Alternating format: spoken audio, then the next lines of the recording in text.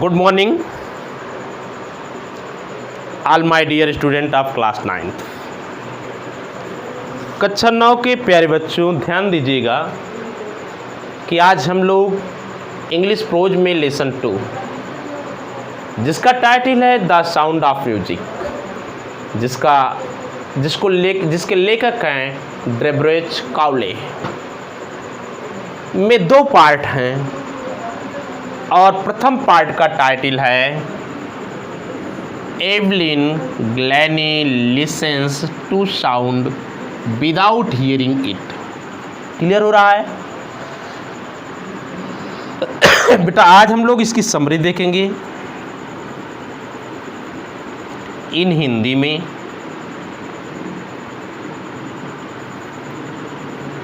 क्या देखेंगे बेटा? आज इस पाठ की हम लोग समरी देखेंगे, और समरी किस में देखते हैं? हम हिंदी में देखते हैं। क्लियर हो रहा बेटा?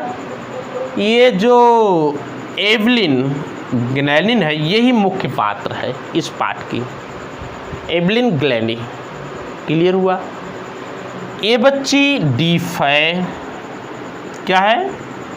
ये बच्ची डीफ है। डीप का मतलब बहरी है। क्लियर हो रहा है? अगर इसाबेला ग्लैनी की बात किया जाए तो इसाबेला ग्लैनी एवलिन ग्लैनी की क्या है? मदर है। क्लियर हो रहा है? तथ्य क्लियर होना चाहिए कि एवलिन ग्लैनी एक बहरी लड़की है और इसाबेला ग्लैनी एवलिन ग्लैनी की माँ है। क्लियर हुआ बेटा? इसका टाइटल है जो एवलिन ग्लैनी है, लिसन माने सुनती थी। क्या सुनती थी? साउंड माने आवाज को, विदाउट हियरिंग बिना सुने हुए। बड़ा ही विरोधाभास है कि बिना सुने हुए वह आवाज को सुन लेती थी। क्लियर हो रहा है? अगर आप लोग एवलिन ग्लैनी की बात को सुनेंगे तो पाएंगे कि वह बचपन से बहरी नहीं थी, लेकिन जब वह 11 वर्ष की हुई तब उसके सुनने की क्षमता का ह्रास हुआ, और धीरे धीरे ये सुनने की क्षमता बिल्कुल ह्रास हो गई। क्लियर हुआ बेटा? लेकिन यह एवलिन ग्लैनी सुनती तो नहीं थी, लेकिन वह अपने शारीरिक अंगों के द्वारा, त्वचा के द्वारा, पैरों के द्वारा, आँखों के द्वारा, हिलते हुए होठों के द्वारा उनको फील करती थी, महसूस करती थी, और उनको महसूस करते हुए एवलिन ग्लैनी एक मशहूर वादक के रूप में प्रसिद्ध हुई और विश्व के सभी विकलांग व्यक्तियों के सामने यह मिसाल पेश कर दिया कि विकलांगता किसी के विकास में इस प्रकार की बाधक नहीं होती कि वह व्यक्ति अपने लक्ष्य तक न पहुंच सके। तो कक्षा 9 के प्यारे बच्चों, जरा इस समरी पर ध्यान दीजिएगा। समरी लंबी हो सकती है, लेकिन बोर मत होइएगा बेटा। आप तो जानते ये कहानी एक ऐसी लड़की की है जिसका नाम है एवलिन ग्लैनी, जो पहले तो बचपन में बहरी नहीं थी, सुन सकती थी, किसी की वो आवाज़ को सुन करके प्रतिक्रिया कर सकती थी, लेकिन अब वह पूर्ण रूप से बहरी हो गई और वह किसी की आवाज़ को सुन करके किसी प्रकार की प्रतिक्रिया नहीं कर सकती थी। लेकिन फिर भी धीरे धीरे उसने उस आवाज़ को महसूस करके अपने मुकाम को हासिल किया और ये सिद्ध कर दिया कि विकलांगता लक्ष्य को प्राप्त करने में किसी प्रकार की बाधक नहीं हो सकती है। बेटा, कहानी यहाँ से शुरू होती है कि एवलिन लंदन के एक प्रतिष्ठित, ध्यान दीजिएगा, लंदन के एक प्रतिष्ठित royal academy of music, London का एक प्रसिद्ध एकेडमी था जो संगीत, जहाँ पर संगीत सिखाया जाता था, उसका नाम था रॉयल एकेडमी ऑफ म्यूजिक। में संगीत सीखने के लिए अपने घर से आती है। बेटा उसका घर स्कॉटिश फार्म नामक स्थान पर था। संगीतज्ञ बनने की लग उसके अंदर अपार थी, लेकिन वह बधिर थी, वह सुन नहीं सकती थी। बार बार बताया जा रहा है कि एवलिन जन्म से बहरी नहीं थी। उम्र बढ़ने के साथ साथ उसकी श्रवण शक्ति का ह्रास हुआ था। जब एवलिन 8 वर्ष की थी, पियानो बजाने की प्रतीक्षा कर रही और वो पियानो बजाने के लिए जा रही थी। उसकी माँ ने उसका नाम लेकर के पुकारा। जब माँ ने नाम लेकर के पुकारा तो एवलिन ने कोई प्रतिक्रिया नहीं किया। माँ समझ गई कि बेटी के साथ कुछ न कुछ तो गड़बड़ है, लेकिन इस लड़की ने माँ से भी, अपने क्लासमेट से भी, अपने विद्यालय के अध्यापकों से भी अपने इस दोष को छुपाए रखा, किसी को बताया तक नहीं। एक दिन की बात है कि विद्यालय के प्रधानाचार्य ने उसकी माँ इसाबेल ग्लेनी को ये सलाह दिया कि बच्ची को किसी कान के अच्छे डॉक्टर के पास ले जाइए और उसे दिखाइए, क्योंकि वह सुनने में असमर्थ है। माँ चिकित्सक के पास ले जाती है। डॉक्टरों ने उसे श्रवण यंत्र लगाने के लिए कहा कि ताकि वह श्रवण यंत्र के द्वारा सुन सके, और विद्यालय और चिकित्सकों ने सबने ये सलाह दिया कि उसे किसी बधिर स्कूल में भेजा जाए। अब तो बेटा इस बात को सुन करके एवलिन के सामने सब कुछ ब्लैंक हो गया, कुछ नहीं बचा, सब सूना हो गया। और होगा क्यों नहीं, अगर व्यक्ति अपने लक्ष्य की तरफ बढ़ रहा हो, अगर बीच में ऐसी विकलांगता आ जाती है जो मार्ग को एकदम बंद कर दे, तो ब्लैंक तो ही जाएगा। लेकिन एवलिन ऐसी बच्ची नहीं थी जो हार मान जाती। उसने एक लड़की को जाइलोफोन बजाते हुए देखा। बेटा जाइलोफोन एक यंत्र होता है जो लकड़ी के द्वारा बजाया जाता है। तब उसने भी जाइलोफोन बजाने की इच्छा प्रकट की। जितने भी लोग थे उन सभी ने उसको हतोत्साहित किया, लेकिन उसी समूह में एक तबला वादक थे। उन्होंने उस बच्ची को प्रोत्साहित करते हुए कहा कि वह कानों से सुन तो नहीं सकती है, लेकिन सब कुछ महसूस कर सकती है। अब तबला वादक की सलाह को सुनकर के एवलिन ने महसूस करना सीखा और संवेदनशीलता करना सीख लिया। जब वो संवेदन करना सीख लिया तो बेटा प्यारे बच्चों, आप तो जानते हैं कि क्या कहते हैं, उसके पास पक्का इरादा तो था ही, और उस पक्के इरादे के साथ उसने अपने मुकाम को हासिल करना सीख लिया और अंत में वह एक प्रसिद्ध संगीतकार के रूप में प्रसिद्ध हो गई। उसके पश्चात एवलिन ने कभी पीछे मुड़ करके नहीं देखा।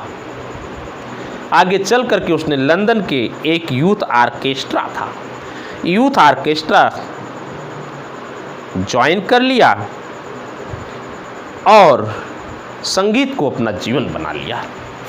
ऑर्केस्ट्रा आप लोग जानते हैं, ऑर्केस्ट्रा क्या कहते हैं, वाद्य यंत्र बजाने वाले लोगों का समूह होता है।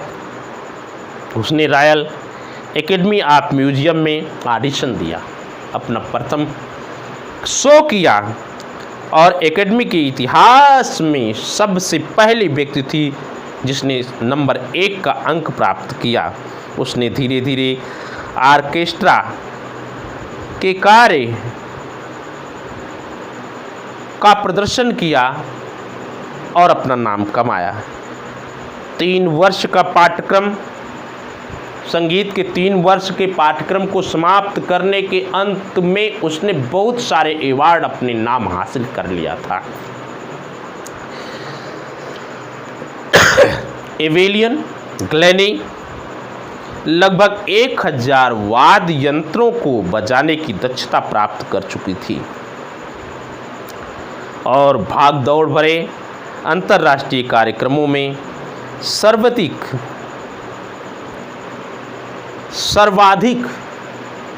अपने लक्ष्य को प्राप्त किया था उसने तबला वादन में। बिना सुने हुए एवलिन को प्रयास के कार्य करते हुए देखना बड़ा उत्सुकतापूर्ण लगता था। लेखक कहते हैं कि हमारे 2 घंटे विचार विमर्श में उसने एक एक शब्द को सुना। जो भी हमने विचार विमर्श किया उसने सब सुना। एवलिन कहती थी कि वे लोग जो बड़ी बड़ी दाढ़ियाँ रखते हैं वे लोग मुझे बड़ा कष्ट देते हैं, खास तौर से वे आँखें, क्योंकि जब तक मैं किसी के होठों को चलते हुए देख नहीं पाती हूँ तब तक स्पष्ट नहीं होता है, क्योंकि मैं सुन तो सकती नहीं हूँ और मैं केवल महसूस कर सकती हूँ। इसलिए जो बड़ी बड़ी दाढ़ियाँ रखते हैं उनसे मुझे बड़ा कष्ट होता है। वह कहती है, लेकिन यह समझ नहीं आता कि उसने किस प्रकार फ्रांसीसी, जापानी और अन्य भाषाओं में दक्षता प्राप्त की। बेटा, स्पष्ट हो गया कि एवलिन ने फ्रांसीसी भाषा में, जापानी भाषा में अच्छी तरीके से दक्षता प्राप्त कर ली थी। बेटा, जहाँ तक संगीत की बात है वह स्पष्ट करती हैं कि यह मेरे शरीर के अंगों में झंझनाहट पैदा कर देती थी। वाद्य यंत्रों को बजाते समय एवलिन ग्लैनी उन सारे वाद्य यंत्रों की झंझनाहट को महसूस करती थी। सन 1991 में उसे फिलहार्मोनिक सोसाइटी का उस वर्ष का प्रतिष्ठित एकल वादक पुरस्कार दिया गया। बेटा, एक सोसाइटी थी, उस सोसाइटी का नाम था फिलहार्मोनिक। इस सोसाइटी में एकल वादक, अकेले जो बजाए, का प्रथम पुरस्कार प्रदान किया गया। कुशल ताल वादक जेम्स ब्लेक कहते हैं, एक कुशल तबला वादक थे जिनका नाम था जेम्स ब्लेक, वे कहते हैं, भगवान ने भले ही उसकी श्रवण शक्ति छीन ली, किंतु उसके बदले में उसे कुछ असाधारण चीज़ें दिया जो हम सुन सकते हैं, वह अनुभव कर सकती थी। हमने किसी भी कहीं अधिक, हमारी तुलना में उसमें इससे अधिक कहीं ना कहीं तक गहराई है। यही कारण था कि वह संगीत को इतनी सुंदरता से अभिव्यक्त करती थी। एवलिन तमाम स्थानों पर, चाहे वो क्या कहते हैं पब्लिक प्लेस होता था या विद्यालय होता था या अन्य स्थान होते थे, मुफ्त में संगीत का प्रदर्शन करती थी। और उसके संगीत प्रदर्शन करने का मतलब है सबको प्रेरित करना। एवलिन बहुत उपलब्धि प्राप्त कर चुकी थी। वह तबला वादक को ऑर्केस्ट्रा में आगे ले आई। ऑर्केस्ट्रा में उस समय तबला वादक आगे नहीं था, लेकिन एवलिन की देन है कि ऑर्केस्ट्रा में उसने तबला वादक को सामने ले आया और यह प्रदर्शित कर चुकी थी कि वह बहुत मर्मस्पर्शी हो सकता है। उसने लोगों को प्रेरणा दिया। बड़ी ही मर्मस्पर्शी साधना के साथ एवलिन ने लोगों को प्रेरित किया। जो विकलांग है, जो लोग उसे देख सकते हैं, वे कहते हैं यदि वह ऐसा कर सकती है तो मैं क्यों नहीं कर सकता। जो लोग विकलांग हैं पैर से, कान से, मुख से, लेकिन आँख से नहीं, जो एवलिन को देख सकते हैं, एवलिन को समझ सकते हैं, वो कहते हैं कि अगर वो ऐसा कर सकती तो हम क्यों नहीं कर सकते हैं। यह भी कम महत्वपूर्ण नहीं है कि वह लाखों लोगों को आनंदित कर चुकी थी। बेटा, इस प्रकार से हम निष्कर्ष पर पहुंचते हैं कि एवलिन ग्लैनी बहरी होने के साथ साथ ये सिद्ध कर दिया कि विकलांग लोगों के अंदर अद्वितीय शक्ति होती है कि वे अपने मुकाम को हासिल कर सकें। तो प्यारे बच्चों, हमें ये शिक्षा मिलती है कि हमें अपनी विकलांगता या किसी प्रकार की शारीरिक कमी के प्रति न ध्यान देते हुए अपने लक्ष्य की तरफ बढ़ना चाहिए, तभी हम अपने लक्ष्य को प्राप्त कर सकते हैं। बेटा, मार्ग कितने भी कठिन हो, लेकिन हमें उन पर चलने का प्रयास करना चाहिए। एक दो कदम चल करके देखना चाहिए। जब एक दो कदम चल करके हम देखेंगे तो मार्ग अपने आप सरल हो जाता है। और यदि हम केवल मार्ग को देखते हैं तो मार्ग हमारे लिए कठिन हो जाता है। इसी बातों के साथ जय हिंद।